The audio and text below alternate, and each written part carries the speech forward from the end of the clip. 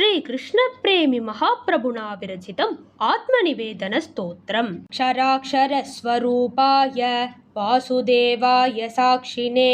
नियामकाय लोकानाम् आत्मानं कलयाम्यहं लौकिकं वैदिकं कर्म न जानामि जनार्दन तस्माद्भवन्तं लोकानां प्रपद्ये साक्षिणं प्रभुं श्रीनिवास दया सिन्धो शीघ्रम् आगच्छ केशव संसारार्णवमग्नं मां समुद्धर जनार्दन हा कृष्ण करुणा सिन्धो शरणागत वत्सला किमर्थं केशव भवान् प्रपन्नं माम् उपेक्षते शार्ङ्गपाणे जगन्नाथा सर्वशक्रादिवन्दिता विना भवन्तं गोविन्द किमन्यं प्राप्नुयां प्रभो आचक्रपाणे भगवन् गजेन्द्र वरद प्रभो विषन्नं रक्ष मां विष्णो विषमाचार तत्परं स्वागतं स्वागतं कृष्ण स्वागतं पुरुषोत्तमा श्रुत्वाधीनं मम वचः स्वागतं करुणानिधे अपराधान् गणयन् आगच्छार्जुन सारथे उपायं तु न जानामि दर्शनार्थं तव प्रभो अपचारसहस्रं मे मनोवाक्काय कल्पितम् अद्यन्त करुणा सिन्धो क्षमस्व पुरुषोत्तमा उपेक्षते यति भ्रूणं जननी तस्य का गतिः भवत्कृपालेशमात्रा जीवितोऽहं जनार्दन तस्मात् कारुण्यलेशेन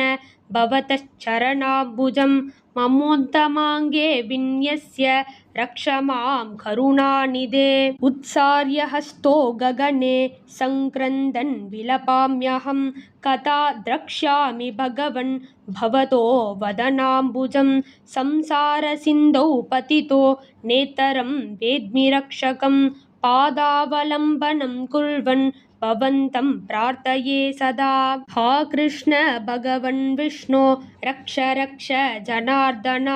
अव्याज करुणायुक्तो अपराधान् क्षमस्व मे वासुदेव जगन्नाथ दीनबन्धो दयानिधे अनन्त सच्चिदानन्द पाहि माम् अपराधिनं भवतः पादुकायुग्मे भगवन् विनिदेहि मां भक्तिं परां प्रदाय त्वं पाहि मां पुरुषोत्तमा विराट् स्वरूप विश्वात्मन् विष्णो विश्वनियामकः विराजित चतुर्बाहु शङ्खचक्र गदाधरा अनन्ताच्युत गोविन्द कल्याण गुणसागरा आदिमध्यान्तरहिता द्वारका नगरप्रिया वैकुण्ठनाथा श्रीनाथा गोपीनाथा जनार्दना गोविन्द करुणा सिन्धो रक्ष मां शरणागतं तुलसीगन्धसंयुक्त ध्रुवप्रह्लादवन्दिता मन्तस्मितमुखाम्बोज मेघश्यामलसुन्दरा सुदर्शनास्त्रसन्दग्ध दुर्वास परिसान्त्वका अम्बरीशपरित्राणा प्रभो भक्त कुतूहला दामोदर दया सिन्धो दिव्यमङ्गलविग्रहा कोदण्डपाणे सर्वज्ञ कटाक्षं कुरु मे सदा ब्रह्मास्त्रदग्धगर्भस्थ परीक्षित अभिरक्षका भीष्मप्रतिज्ञा सन्तुष्टा किमर्थं माम् उपेक्षसे विधिर्निषेधो नास्तीति भवत्यात्मनिवेदने विभीषण इव स्वामिन् विश्वासेन भजाम्यहं तथापि मां दया सिन्धो दरिद्रं किम् उपेक्षसे वासुदेव जगन्नाथ कुचेल पृथुकप्रिया न कामये स्त्रियं विद्यां भोगाम् अन्यांश्च राघव भवद्ध्यानं भवतु मे जाग्रत्स्वप्न सुषुप्तिषु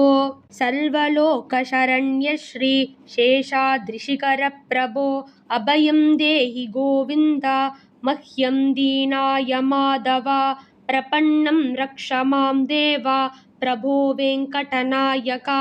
भवद्गतं जीवितं मे शरणागतवत्सला सिञ्चन् सिञ्चन्नश्रुधारां दीर्घनिश्वासपूर्वकं कथा भवेयं मग्नोऽहं भवतः प्रेमसागरे कदा संश्लिष्य मां नाथा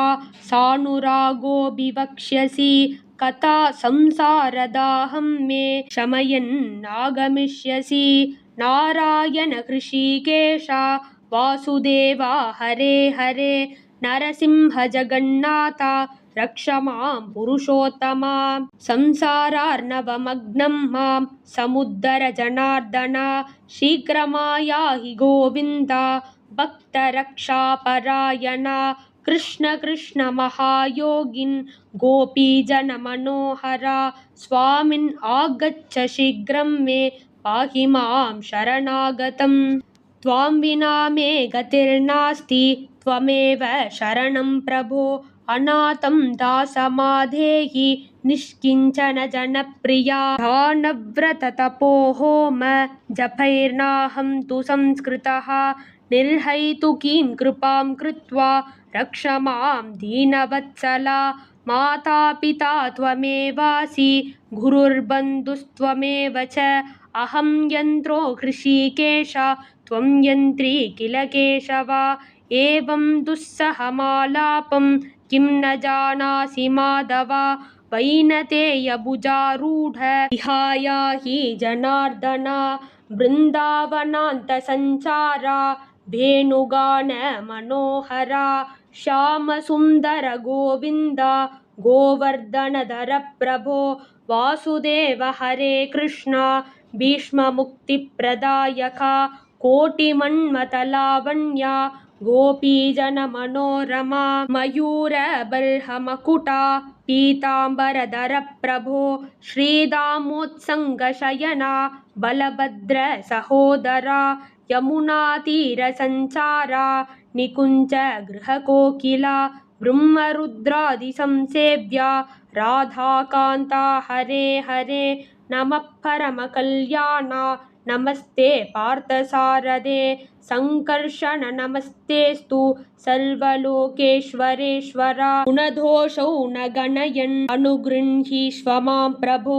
सर्वधर्मान् परित्यज्य त्वामेव शरणागतः अवश्यं रक्षितव्योऽहं भवता करुणानिधे अनन्यनिष्ठां गतवान् गृह्णामि चरणौ तव हा कृष्णा हा रमानाथ भक्ताकर्षण तत्परा हा जनार्दन हा नाथ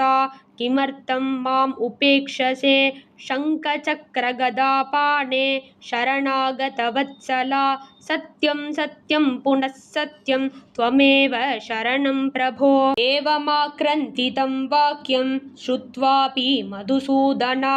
कथं तिष्ठति तूष्णीत्वं दीनाक्रान्तनमोचन धनधार गृहप्रेष्ठान् लौकिकीर्वैदिकीक्रियाः निवेदयामि भवते आत्मानं च सुनिर्भरम् इति सर्वसुनीचं मां ज्ञात्वा मानं महेश्वर निवेदयामि सर्वस्व भावेन पुरुषोत्तमा एवं निक्षिप्य भगवान् आत्मरक्षाभरं त्वयि निर्भयो निर्भरो लोके निश्चिन्तश्चास्मि केशवा आत्मानमेवं निक्षिप्य वासुदेव पदाम्बुजे त्यक्त सर्वाभिमानश्च कृष्णध्यानपरो भवेत् एवं संकीर्तितं कृष्ण प्रेमिणा सुखवर्धनं दण्डवत् प्रणमेद्भक्त्या पठन् आत्मनिवेदनम् इति आत्मनिवेदनस्तोत्रं सम्पूर्णम्।